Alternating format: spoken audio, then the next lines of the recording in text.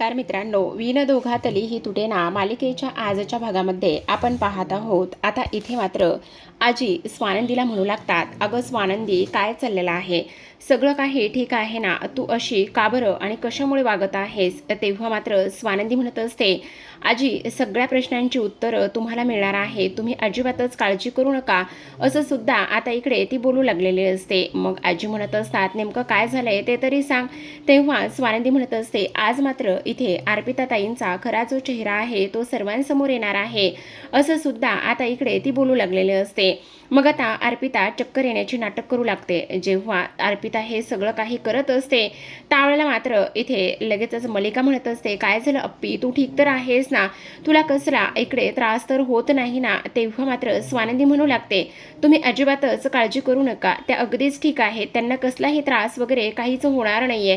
तेव्हा स्वानंदी, तुला नेमकं सिद्ध काय करायचं आहे? हे बघ, तू अशी माझ्या मुलीबरोबर का बरं वागतीस? ह्या सगळ्या गोष्टी तू का बरं आणि कशामुळे करतीस? हे बघ, कमीत कमी तिची दया तरी कर, अगं तिला किती त्रास होतोय. तेव्हा स्वानंदी म्हणत असते, एक मिनिट काकू, त्यांना काहीच होत नाहीये, तुम्ही एवढा सगळा आणि ह्या सगळ्या गोष्टींचा विचार का करताय? प्लीज त्यांना शांत बसवा बरं. आणि त्याचबरोबर इथे तुला नेमकं सिद्ध काय करायचंय? तुला मला ह्या घरामध्ये ठेवायचंच नाहीये का? त्यामुळेच तू ह्या सगळ्या गोष्टी करतेस का? अगदी बरोबर आहे, बरोबर की नाही? तेव्हा स्वानंदी म्हणत असते, हे बघा, तुम्ही जरी सिद्ध करू शकला नसलात ना तरी सुद्धा मी मात्र सिद्ध करू शकते, कारण माझ्याकडे मात्र त्या पद्धतीचे सगळे काही पुरावे आहेत आणि त्यामुळे मी नक्कीच सिद्ध करू शकते, असं शेवटी स्वानंदी म्हणू लागलेले असते.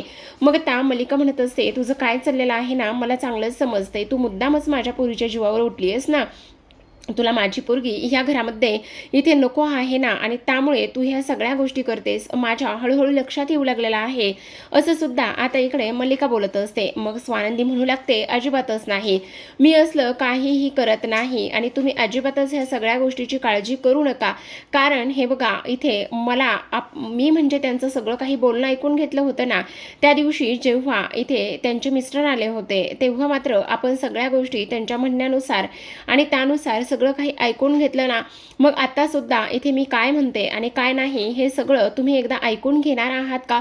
असं बोलल्याबरोबर आता मात्र इकडे ती म्हणत असते, म्हणजे तुला नेमकं काय म्हणायचं आहे? त्यावर लगेचच आता इथे आजी म्हणत असतात, स्वानंदी, नेमकं काय आहे, सांगणार आहेस का?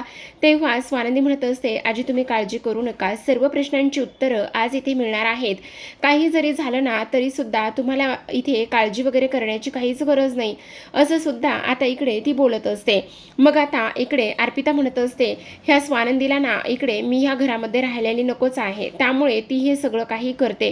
स्वानंदी म्हणत असते, हो का? अजिबातच तसं नाहीये बरं का, पण तुम्हाला जर असं वाटत असेल ना तर आपण ह्या सगळ्या गोष्टींचा एकदा विचार करायला काहीच हरकत नाहीये, कारण आता मात्र माझ्याकडे पुरावा आहे. राजवाडे, तुम्ही अजिबात काळजी करू नका, असं म्हटल्याबरोबर लगेचच ती इथे अर्पिताच्या सासूंना कॉल करत असते आणि ताबडतोब बोलावून घेत असते आणि म्हणत असते, तुम्ही आतमध्ये आलात तरी चालेल. मग जेव्हा इथे अर्पिताचे सासू सासरे त्याचबरोबर तिचा नवरा आतमध्ये येतो तेव्हा मात्र इथे सगळ्यांच्या चेहऱ्यावरचे रंगच उडालेले असतात. इथे अर्पिताला तर फारच मोठा धक्का बसलेला असतो. आता ती विचार करत असते, स्वानंदी ह्यांच्यापर्यंत जाऊन कधी पोहोचली आणि त्याचबरोबर पोहोचली तर पोहोचली आणि हिने असं नेमकं काय मिळवलं आहे की ही एवढ्या ठामपणे ह्या सगळ्या गोष्टी बोलू लागलेली आहे. आता मात्र मला काय करायचं काय नाही हे मात्र अजिबातच कळत नाही, असं सुद्धा आता इकडे ती बोलत असते. दुसरीकडे मात्र आपण पाहतो आता मंदाकिनी ही अर्पिताबद्दल बरंच काय काय बोलत असते आणि तेव्हा इथे आता आधीरा तिला शांत करण्याचं, गप्प करण्याचं बघत असते आणि म्हणत असते, हे बघा, तुम्ही माझ्या ताईबद्दल असं अजिबातच बोलू शकत नाही. तेव्हा मंदाकिनी म्हणत असते, मी असं काय चुकीचं बोलते? मी जे काही बोलते ना ते अगदी बरोबर आणि खरंच बोलत आहे, त्यामुळे इथे तुझी ताई कशी आहे हे तुला चांगलंच माहिती ना. हे बघा, तुम्ही माझ्या ताईबद्दल अशा गोष्टी आणि ह्या भाषेमध्ये अजिबातच बोलायचं नाही. काही जरी झालं ना तरी एक गोष्ट मात्र तुम्ही व्यवस्थित लक्षात ठेवा, माझ्या ताईच्या बाबतीत जर तुम्ही असं काहीच बोलायला गेला तर गाठ माझ्याशी आहे. मग आता ती म्हणत असते, हो का? तेव्हा रोहन सुद्धा तिथे असतो. रोहन म्हणत असतो, आई, हे बघ, तुला ह्या सगळ्या गोष्टी करण्याची आणि ह्या सगळ्या गोष्टीमध्ये पडण्याची काहीच गरज नाहीये, का उगाचच? तेव्हा मंदाकिनी म्हणत असते, का नको बोलू, सांग ना. अरे कमीत कमी मी माझ्या मुलींना चांगलं बोलायला, चांगला स्वयंपाक करायला, घरातली कामं करायला शिकवलंय, पण हिला मात्र काहीच येत नाहीये, ही मात्र इथे काही काहीच करत नाही, ह्या गोष्टी तुला माहिती नाही आहेत का? आणि आपण मात्र सगळं काही करतो. आपण सगळं काही करत असताना सुद्धा ही बया मात्र काहीच करत नाही, हे मात्र तुला इथे समजत नाही का? असं सुद्धा आता इकडे ती बोलत असते. मग हे सगळं काही बोलल्यानंतर आपण पाहतो इथे आता हे सर्व काही सुरू असताना आता मात्र हिला म्हणजेच जी अधिरा आहे तिला खूपच जास्त टेन्शन आलेलं असतं आणि रोहन मात्र तिला शांत करण्याचं काम करत असतो. तो म्हणत असतो, हे बघ, ह्या सगळ्या गोष्टी अजिबातच तू मनावर घेऊ नकोस आणि काही जरी झालं ना तरी एवढा ह्या सगळ्या गोष्टींचा विचार आणि हे सगळं करण्याची काही गरज नाही, असं स्पष्टपणे आता इथे तो बोलू लागलेला असतो. दुसरीकडे आपण पाहतो आता इकडे अर्पिता म्हणत असते, तुझं काय चाललेलं आहे, तू ह्यांना इकडे का घेऊन आलेली आहेस, असं सुद्धा ती बोलत असते. तेव्हा ती म्हणत असते, का नको घेऊन येऊ मी, कारण त्या दिवशी इथे तुमचं सगळं काही बोलणं आणि त्या सगळ्या गोष्टी मी ऐकल्यात ना, त्यामुळे आत्ताच्या आत्ता ह्यांना इथे बोलायचं आहे आणि त्यामुळेच त्यांना मी बोलवलंय. अर्पिता चिडते आणि म्हणत असते, ह्यांना आत्ताच्या आत्ता इथून जायला सांग. हे लोक माझ्यासोबत कशा पद्धतीने वागलीत, ह्यांनी सर्वांनी मिळून काय काय केलंय हे मात्र इथे तुम्हाला कोणालाच माहिती नाहीये का, असं सुद्धा आता इकडे ती बोलत असते. मग तेवढ्यातच आता समर तिला शांत करतो आणि म्हणत असतो, एक मिनिट आप्पी, ते लोक इथे आलेले आहेत ना, त्यामुळे ते इथून कुठेही जाणार नाहीत, ही गोष्ट मात्र तू कायम लक्षात ठेवायची. काही जरी झालं ना तरी ते इथेच राहणार आहेत, हे सुद्धा तेवढंच महत्त्वाचं आहे, असं सुद्धा आता इकडे ते बोलत असतात. त्याचबरोबर इथे काल तुझं आम्ही सगळं काही ऐकून घेतलं आहे ना, मग आज इथे काही जरी झालं ना तरी आम्ही मात्र त्यांचं ऐकून घेणार आहोत, असं सुद्धा आता इकडे ते बोलत असतात. मग आता हे सर्व काही बोलल्यानंतर इथे मात्र ती म्हणत असते, पण ह्या सगळ्या गोष्टी बोलण्याचा काय संबंध आहे, त्याचबरोबर ही माझ्यासोबत कशी वागले हे माहिती नाहीये का? तेव्हा स्वानंदी म्हणत असते, हो, तुम्हाला वाटतंय ना की ह्या तुमच्यासोबत कशा वागल्यात, काय झालंय, मग आज आपण त्याचंच प्रायश्चित्त घेणार आहोत आणि काही जरी झालं ना तरी आज मात्र इकडे ह्या सगळ्या गोष्टी तुमच्या समोर होणार आहेत. मग आता मल्लिका म्हणत असते, तुमच्या लक्षात येते का की हे बघ समर, ह्या स्वानंदीच्या बोलण्यावर तू कसलाच विश्वास ठेवू नकोस. अरे तुला माहिती ना आपल्या अर्पिताने इथे काय काय आणि काय काय नाही सहन केलं, ह्या सगळ्या गोष्टी तुला माहिती आहेत ना, मग तरी सुद्धा इथे तिचं बोलणं तू का ऐकून घेतोयस? आता मात्र इकडे अर्पिताचे सासरे म्हणत असतात, घरामध्ये तू अशा पद्धतीने वागतेस आणि आत्ता इथे आमच्या बाजूने कोणीतरी बोलणार आहे, त्यामुळे आम्हाला कसलीच भीती नाहीये. स्वानंदी म्हणत असते, काय झालं? हे बघा, त्या दिवशी तुमचं असं म्हणणं होतं की इथे तुमच्या नवऱ्याने तुम्हाला धक्के मारतच इथे आणलेला आहे आणि त्याचबरोबर तुम्हाला असं वाटतंय का की ह्या सगळ्या गोष्टी तुम्ही तुमच्या म्हणण्याप्रमाणे कराल म्हणून, पण आत्ता मात्र अजिबातच असं होणार नाही. त्यावेळेला मात्र समर म्हणत असतो, बोला, काय झालेलं आहे, हे सगळं काय आहे? तेव्हा आता इकडे अर्पिताचा नवरा म्हणू लागतो, खरं तर तुम्हाला एक गोष्ट सांगतो, त्या दिवशी मी जेव्हा इथे आलो आणि जेव्हा इथे सर्वांसमोर असं वागलो ते मी माझ्या मनाने अजिबातच वागलो नव्हतो.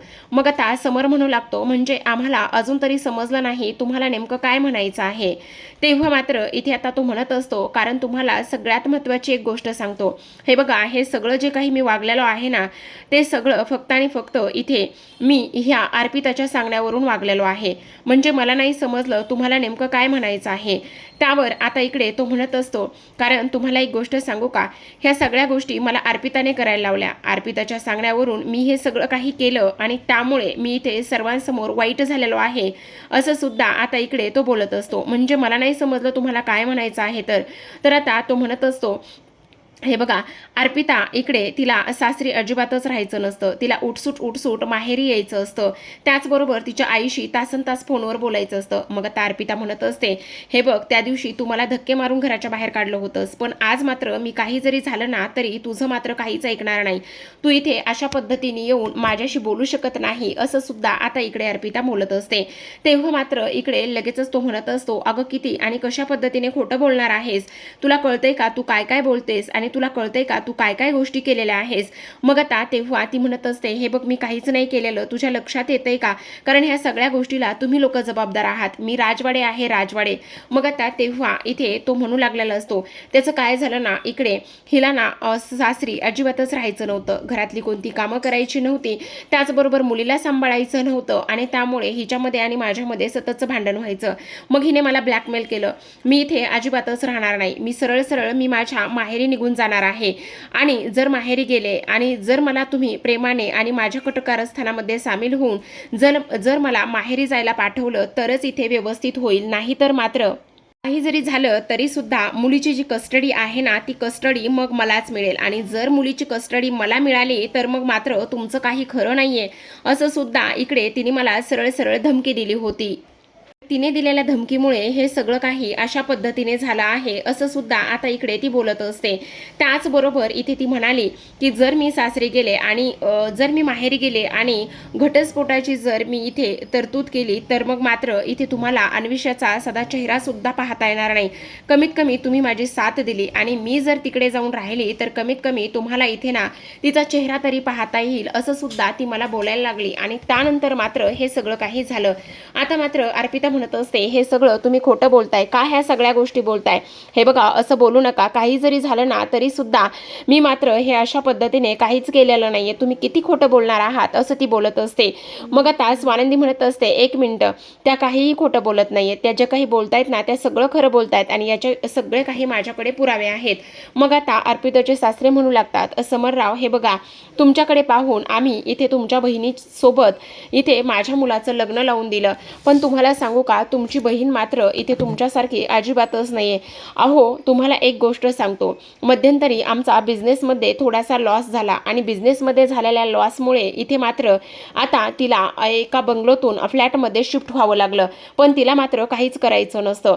मग आता इकडे अर्पिताची सासू सुद्धा बोलू लागते. ती म्हणत असते हे अगदी खरं आहे, कारण तुम्हाला एक गोष्ट सांगू का, जेव्हा तिला घरातली कामं करायला लागायची तेव्हा मात्र तिची चिडचिड व्हायची. आम्ही सर्वसामान्य माणसं आहोत हो, जरी सुद्धा आम्ही श्रीमंत असलो तरी सुद्धा आमची परिस्थिती मात्र इथे बेताचीच आहे आणि काही जरी झालं ना तरी सुद्धा आम्हाला पैसा वगैरे असा उडवायला अजिबातच आवडत नाही.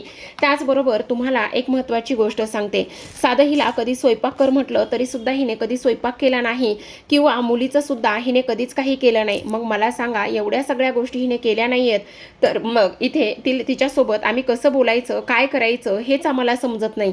आणि त्याहूनही सगळ्यात महत्त्वाची गोष्ट म्हणजे आता ही अन्विषा आजारी होती आणि जेव्हा ती आजारी होती तेव्हा हिच्याकडे मी गेले आणि हिला सरळ सरळ सांगितलं की हे बघ बाई कमीत कमी हॉस्पिटलमध्ये तरी तिला घेऊन चल. मग हिनं काय बोलावं की मला किटी पार्टीला जायचं आहे. तेव्हा आम्ही तिला सांगितलं अगं तुझ्यासाठी किटी पार्टी खूप जास्त महत्त्वाची आहे का तुझं इथे मूल महत्त्वाचं आहे. तेव्हा मात्र इथे ती म्हणाली की कालच तर तिला मी हॉस्पिटलमध्ये घेऊन गेले होते आणि जर तुम्हाला एवढाच पुळका असेल तर तुम्ही घेऊन जा. मग मी तिला बोलले तेव्हा मात्र इथे तिने माझा हात पिरगळला. त्याचबरोबर मी तिला सोड सोड असं सुद्धा बोलले, पण तिने मात्र अजिबातच सोडलं नाही. आणि त्याहूनही सगळ्यात महत्त्वाची गोष्ट म्हणजे इथे मला सांगितलं की मी राजवाडे आहे राजवाडे. अहो राजवाडे साहेब सगळ्यात महत्त्वाचं म्हणजे आम्ही तुमच्या बहिणीकडे बघून लग्न केलं, तुमच्या ह्या सगळ्या नावारूपाला बघून लग्न केलं, पण तुमची बहीण मात्र इथे आमच्यासोबत अजिबातच नीट वागत नव्हती हो.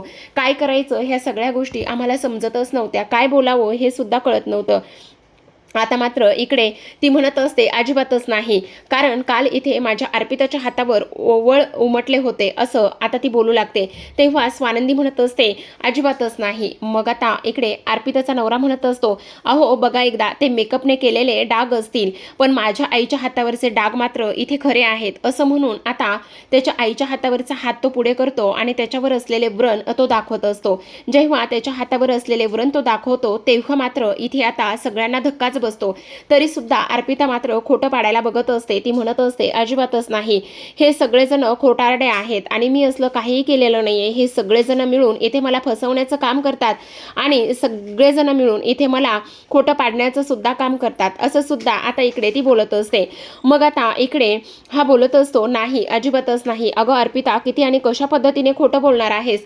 तेव्हा स्वानंदी म्हणू लागते अजिबातच नाही, ते खोटं बोलत नाहीयेत, कारण ह्या वेळेला मात्र माझ्याकडे पुरावा आहे आणि जर माझ्याकडे पुरावा असेल आणि तो पुरावा मात्र इथे खोटं बोलणार नाही हे सुद्धा तेवढंच महत्त्वाचं आहे की नाही असं म्हणून आता स्वानंदी मात्र इकडे मोबाईलमध्ये असलेला तो व्हिडिओ जो आहे तो व्हिडिओ दाखवण्याचा प्रयत्न करत असते.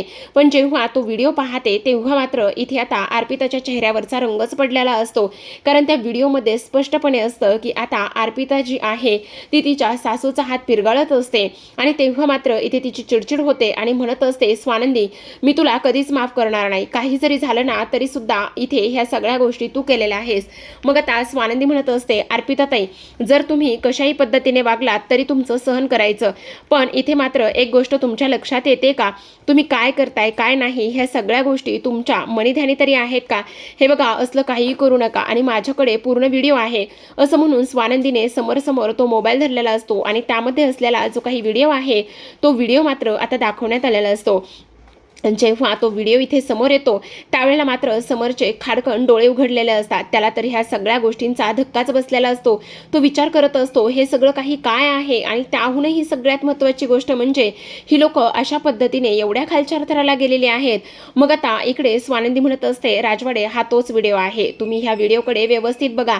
मग आता समोर तो व्हिडिओ पुन्हा पाहत असतो आणि त्या व्हिडिओमध्ये स्पष्टपणे दिसत असतं की अर्पिता जी आहे ती तिच्या सासूचा हात जो आहे तो पिरगाळत आहे आणि तिच्या सासूचा हात पिरगळल्यानंतर हे सगळं काही या पद्धतीने होत आहे.